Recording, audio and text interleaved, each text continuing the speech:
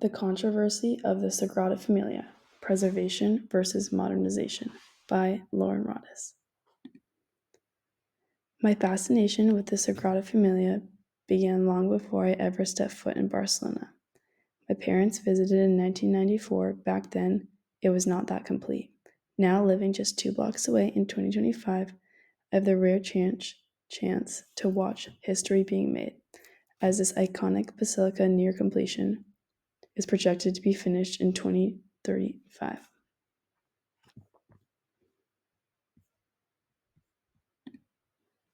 Gaudí began designing the basilica when he was just 31 years old.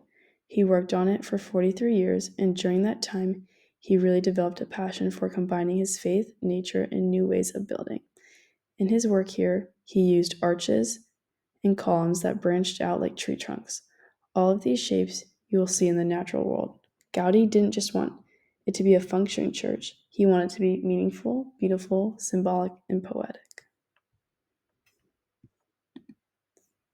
When he was just 17, Gaudí became fascinated with the Catalan Gothic architecture, and that shows up in the Sagrada Familia throughout all the religious elements.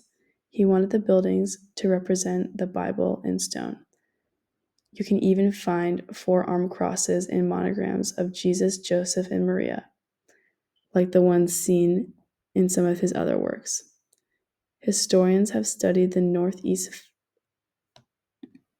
facade the most. It is the only part of the basilica that Gaudí directly supervised. Each facade tells part of the Christian story. They are all incredible, complex, and detailed. Gaudí was ahead of his time. He worked with plaster models and used gravity simulation tests to load for how loads would work. Unfortunately, a lot of his original drawings were destroyed during the Spanish Civil War, which left modern architects only fragments to work from. Now, this brings us back to the controversy.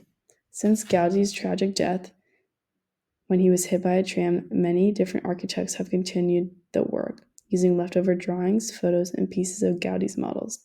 Since 1990, technology has helped a lot. Digital modeling and 3D printing has made it easier to visualize the build and parts where he left behind.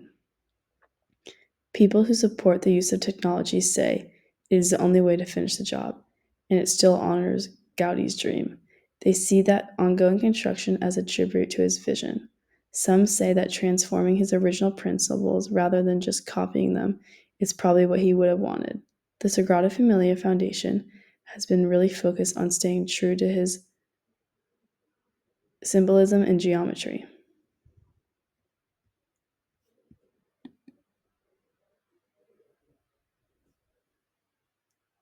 Not everyone agrees. Some people think the project has strayed too far from what Gaudí has planned. An architect, William J. R. Curtis, even said that finishing Basilica with the 21st century ideas turns Gaudí's idea into a theme park brand.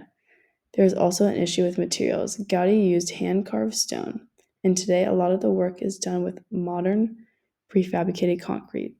So there is a pretty big contrast in both styles. Here is an example of the Passion facade and the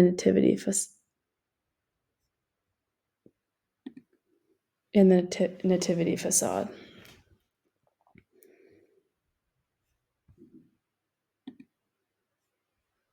I live so close that I get to walk by the Sagrada Familia basically every day. I toured as well, and as you can see, there is a contrast between the old and new. The Nativity facade, done before Gaudí died, has a super detailed forest-like feel. It's dense, organic, and textured. The Passion facade, which is more recent, is more minimalistic and abstract, and uses sharper lines and smoother stone. As I said, here is an example.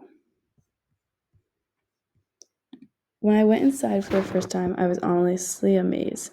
Some of the columns look like they're branching into the ceiling and feel like real trees. And my favorite part is the stained glass windows.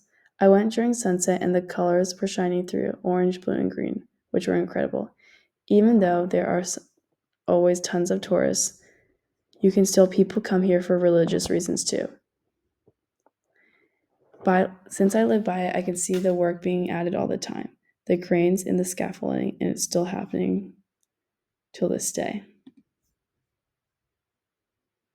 Here is another example of the work that Gaudi envisioned, and here is today some of the cranes.